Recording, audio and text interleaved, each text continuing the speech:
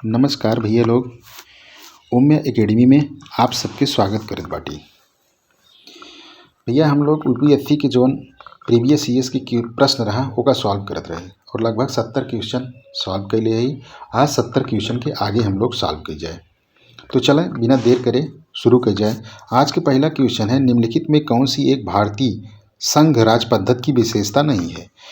भारत में स्वतंत्र न्यायपालिका, बी है केंद्र एवं राज्यों के बीच शक्तियों का स्पष्ट विभाजन, सी है संघबद्ध होने वाली इकाइयों को राज्यसभा में असमान प्रतिनिधित्व दिया गया है, और डी है यह संघबद्ध होने वाली इकाइयों के बीच सहमति का परिणाम है। तो सहमति का परिणाम नहीं है दोस्तों, ये गलत है और यही इसमें सही है। नहीं पूछा है कौन सी विशेषता नहीं है, यही ये सही है। बाकी जो है ये भारतीय जो संघ है इसकी विशेषता है। स्वतंत्र न्यायपालिका, केंद्र और राज्यों के बीच शक्तियों का स्पष्ट विभाजन, यही मेन है, केंद्र और राज्यों के बीच शक्तियों का स्पष्ट विभाजन। और सी है संघबद्ध इकाइयों, जो अमेरिका का फेडरल सिस्टम है। अमेरिका में फेडरल है और इंडिया में यूनियन है। यूनियन मतलब जो राज्य हैं इनको समझौता नहीं है, कोई समझौते के आधार पर नहीं इनको मिलाया गया है।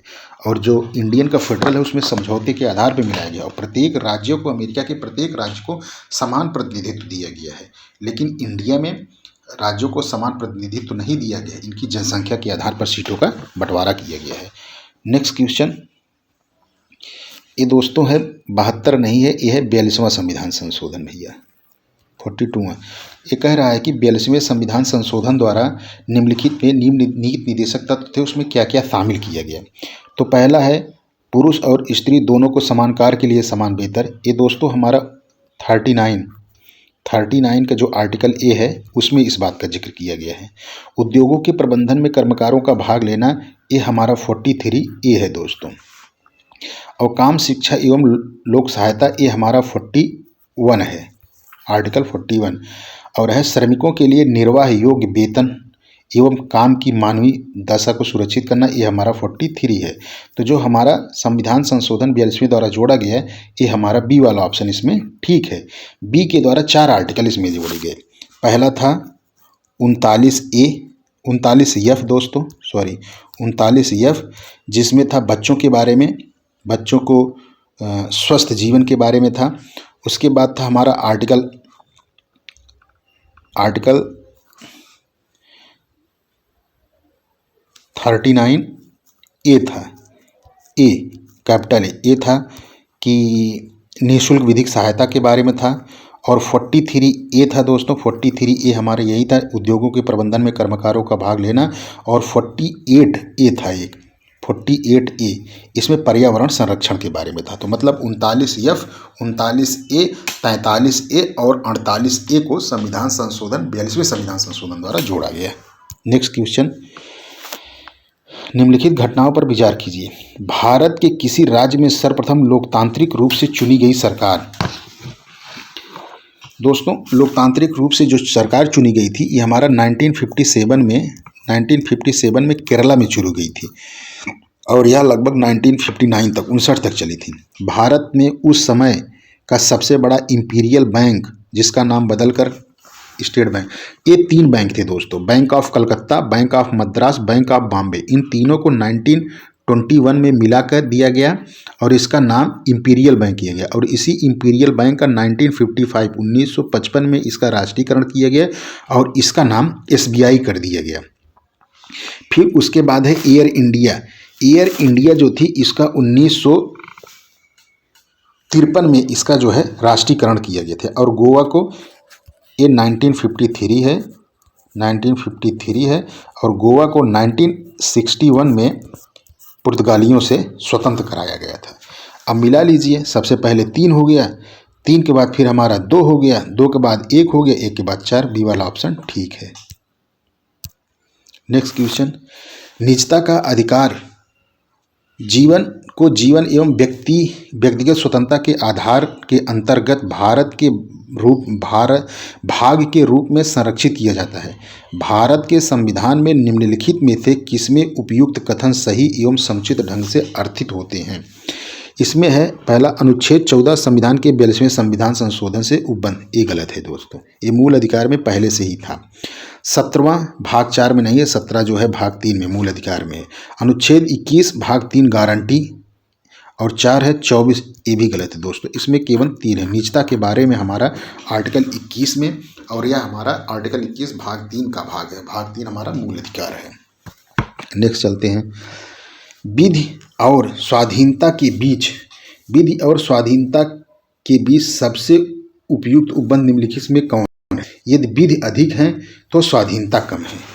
विधि बहुत ज़्यादा हो जाएंगे, रेगुलेशन बहुत हो जाएगा तो स्वाधीनता सही कम हो जाएगी। पहला गलत हो गया। दूसरा है यदि विधियां नहीं है तो स्वाधीनता नहीं है। यही दोस्तों इसमें ठीक होगा। जब विधियां ही नहीं है तो स्वाधीनता, अगर फंडामेंटल राइट दे दिया गया आपको, मूल अधिकार है आपका, लेकिन उसको लागू कराने के लिए कोई प्रोविजन है ही नहीं, तो फिर क्या मतलब होगा उसका? कुछ नहीं। यदि स्वाधीनता है तो विधि निर्माण जनता, ये तो एकदम गलत हो गया दोस्तों। यदि विधि परिवर्तन बार बार होता है तो स्वाधीनता के लिए खतरा है, ये भी सही है। लेकिन इसमें सबसे उपयुक्त जो है ये है बी वाला।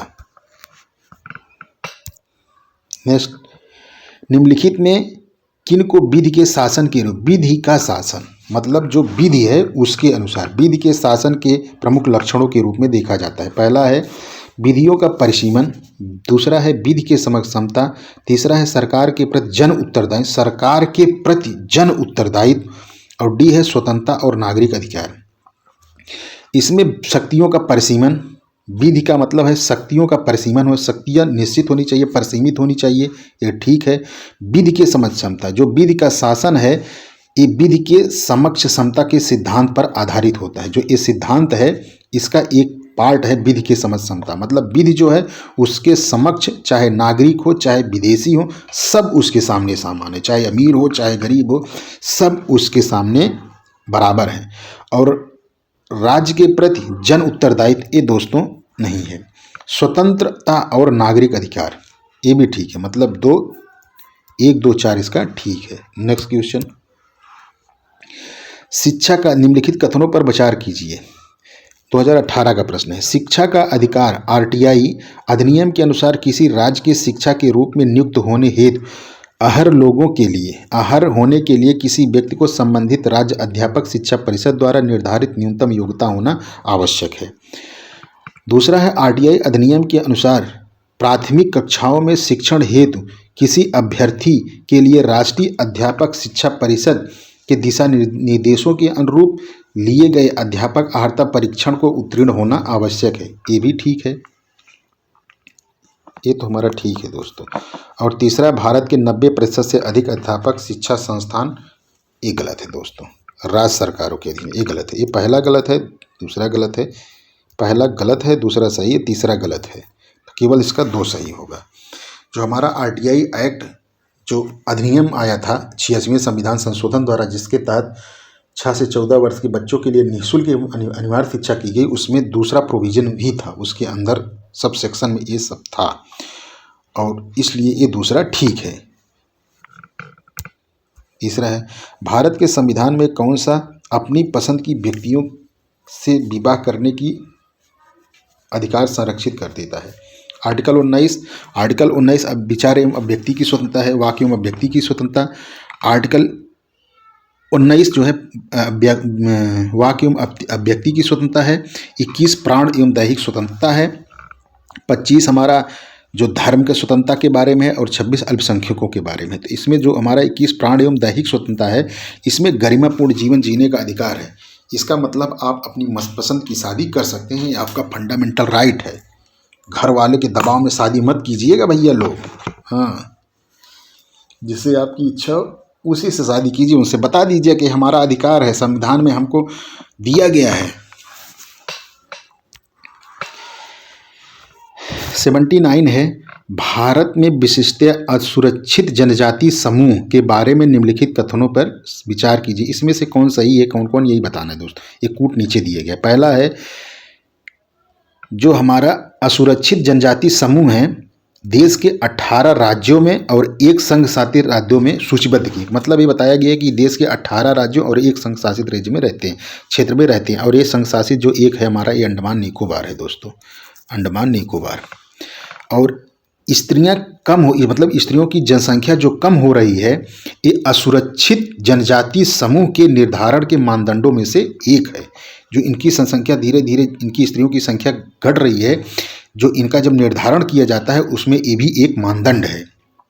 और तीसरा है, देश में अब तक 95% असुरक्षित जनजाति PVTGS, इसका मतलब है vulnerable, particularly vulnerable tribes groups, ये 95 नहीं है दोस्तों, ये 75 है। 75 जनजातियां आधिकारिक रूप से अधिसूचित हैं असुरक्षित जनजाति समूह में। और तीसरा है कि सूची में जो ये असुरक्षित जनजाति समूह की सूची है, इरुला और कोंडा रेड्डी जनजाति शामिल है, ये भी सही है। मतलब इसका 1 2 4, 1 2 और 4, सी वाला ऑप्शन इसका ठीक है।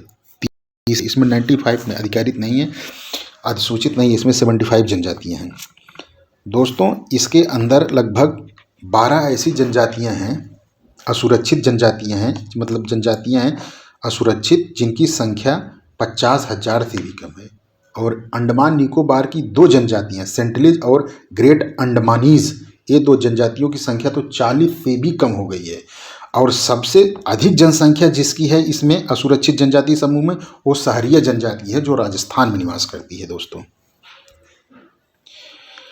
नेक्स्ट क्वेश्चन है 80 निम्नलिखित कथनों पर विचार कीजिए। इसमें भी कूट है दोस्तों, बताना है। पहला है, भ्रष्टाचार के विरुद्ध संयुक्त राष्ट्र संघ United nation convention against corruption का भूमि, समुद्र, वायु मार्ग से प्रवासियों की तस्करी के विरुद्ध प्रोटोकॉल। प्रवासियों की तस्करी इसमें नहीं है दोस्तों। दूसरा है, United nation convention against corruption अब तक का सबसे पहला, एक गलत है दोस्तों। बाध्यकारी सार्वभौमिक भ्रष्टाचार निरोधी लिखित है, ये ठीक है, दूसरा ठीक है। तीसरा है, राष्ट्र पार मतलब देश के बाहर संगठित अपराध के विरुद्ध संयुक्त राष्ट्र कन्वेंशन एक विशिष्टता ऐसे एक विशिष्ट अध्याय का समावेशन है जिसका लक्ष्य उन परिसंपत्तियों को उनके पद स्वामित्व को लौटाना। ये भी गलत है दोस्तों, गलत है, मतलब लौटाने की इसमें बात नहीं की गई। और चौथा है, मादक द्रव्य और अपराध विषयक संयुक्त राष्ट्र कार्यालय संयुक्त राष्ट्र के सदस्य राज्यों दोनों UNCAC और UNTOC दोनों के कार्यान्वयन में सहयोग आदेशित है। 1 2 और 4 इसमें ठीक है दोस्तों। जो संयुक्त राष्ट्र संघ है, इसके सदस्यों द्वारा 2003 में करप्शन के लिए एक समझौता हुआ जिस पे सदस्यों ने सहमत हुए, और 2005 में यह जो हमारा United nation convention of against corruption है 2005 में लागू किए गए। ये जो भ्रष्टाचार, एक दोषों में इलीगल ट्रेडिंग या और सब करते हैं उसके बारे में था, ये मानव तस्करी से जुड़ा नहीं था। नेक्स्ट क्वेश्चन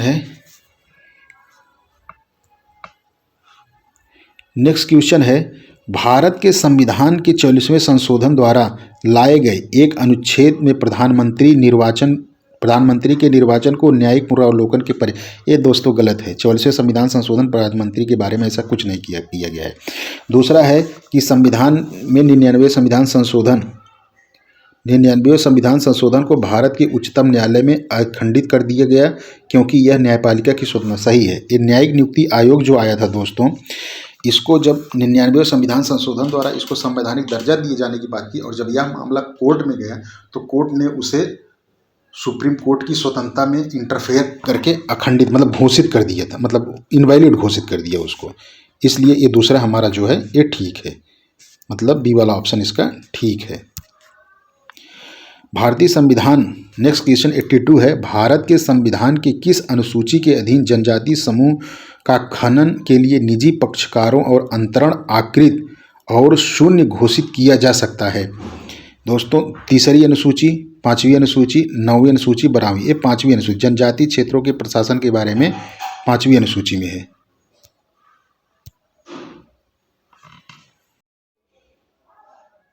नेक्स्ट क्वेश्चन, मातृत्व लाभ संशोधन अधिनियम 2017 के संबंध में निम्नलिखित में कौन सा कथन सही है? गर्भवती महिलाओं प्रसव पूर्व 3 महीने और प्रसवोत्तर 3 महीने के लिए समवेतन अवकाश की हकदार हैं। ये दोस्तों गलत है। इसमें पहले 12 सप्ताह था, अब इसको बढ़ाकर 26 सप्ताह कर दिया गया है दोस्तों, 26 सप्ताह।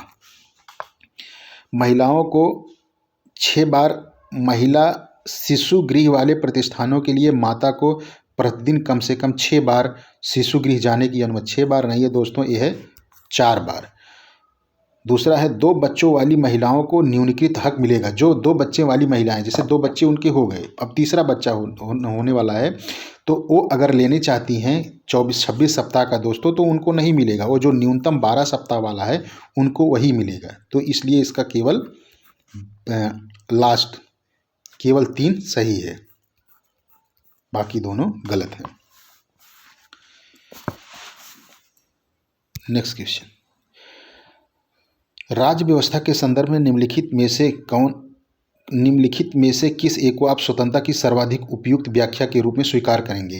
राजनीतिक शासकों की तानाशाही के विरुद्ध संरक्षण, दूसरा है नियंत्रण का अभाव, तीसरा है सी वाला ऑप्शन इच्छा अनुसार कुछ भी करने का अवसर, ऑप्शन डी है स्वयं को पूर्ण विकसित करने का अवसर। तो इसमें है कि आप स्वतंत्रता की सर्वाधिक व्याख्या यही करेगी कि स्वयं को पूर्णतः विकसित करने का अवसर मिलता। दोस्तों आपका फंडामेंटल राइट है, आप कहीं बोल सकते हैं, लेकिन ऐसा नहीं बोल सकते जिससे किसी को आहत हो। मतलब कुछ उस पर युक्तियुक्त प्रतिबंध लगाया गया है, लेकिन जो आपको स्वतंत्रता मिली है ये आपको पूर्ण विकसित करने के लिए, स्वयं को आप पूरा विकास कर सकें, इसलिए मिली है। 85, किस प्रधानमंत्री के कालकाल के दौरान 9वीं अनुसूची में को पुनः स्थापित किया गया था? 9वीं अनुसूची दोस्तों जो थी, ये हमारा पहला संविधान संशोधन 1951, 9वीं अनुसूची जो थी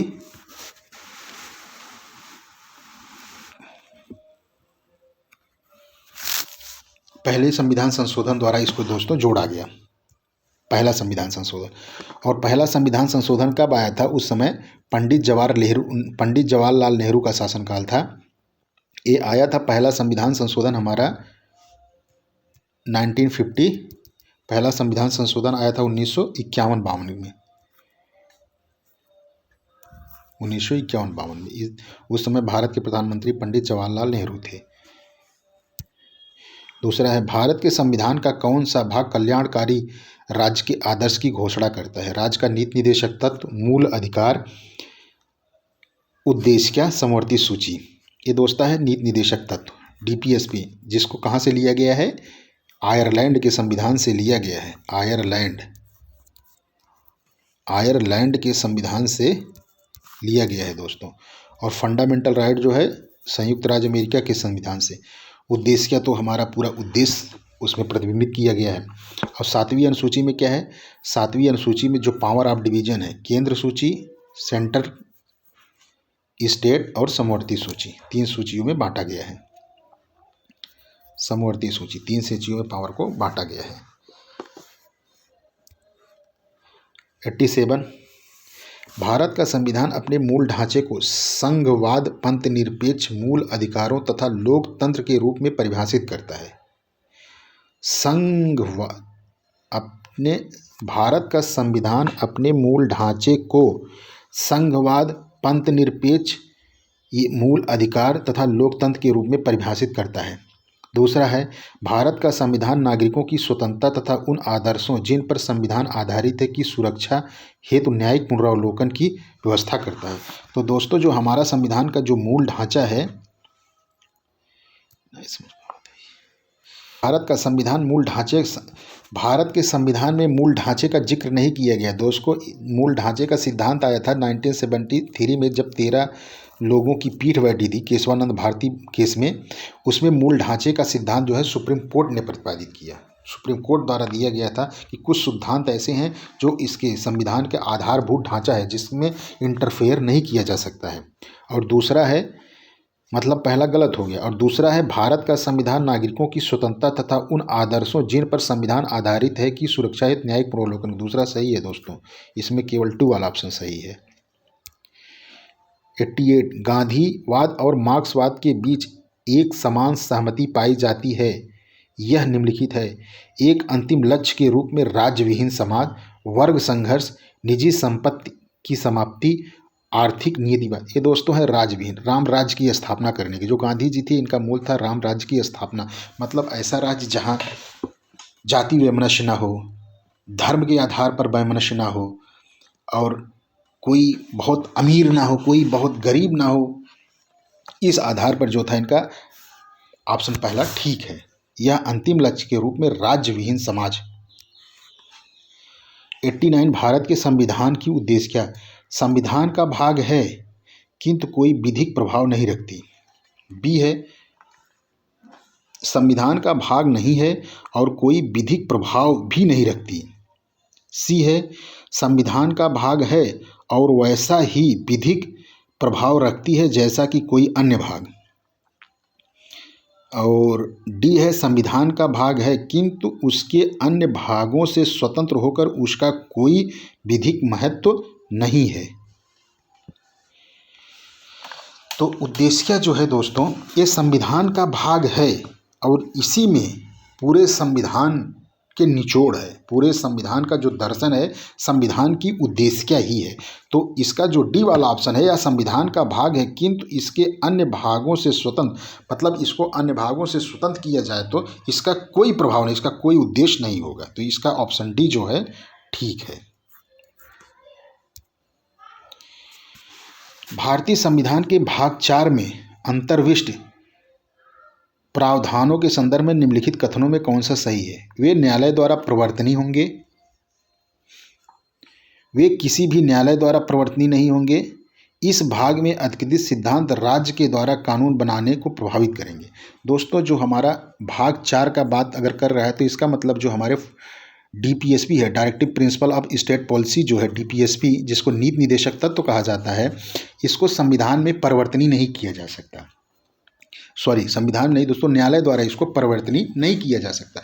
मतलब आप इस आधार पर सुप्रीम कोर्ट या हाई कोर्ट में नहीं जा सकते हैं कि कह दें कि ये हमारा ये हमारे नीति निदेशक का ये कानून जो है इसको संविधान जो हमारा संसद है इसको पालन नहीं कर रहा है, तो इसको लागू कराया जाए। जैसे फंडामेंटल राइट के आपके उल्लंघन होता है तो आप सुप्रीम कोर्ट चले जाते हैं या हाई कोर्ट जाएंगे, तो हाई कोर्ट से आप बोलेंगे, आप याचिका दायर करेंगे, हाई कोर्ट उस पर सुनवाई करेगा, फिर जो अपोजिट पक्ष है उससे पूछेगा कि, लेकिन इसमें ऐसा नहीं है, उसको लागू नहीं करा सकता। वो संविधान के जो आर्टिकल 36 में इस बात का जिक्र भी है।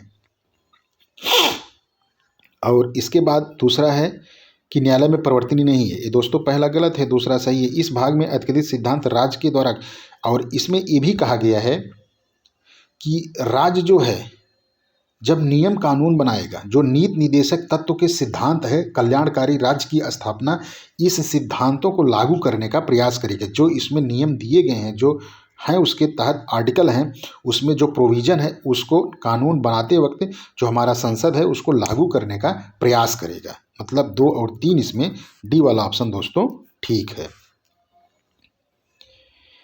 दोस्तों आज की क्लास यहीं पर समाप्त होती है। धन्यवाद।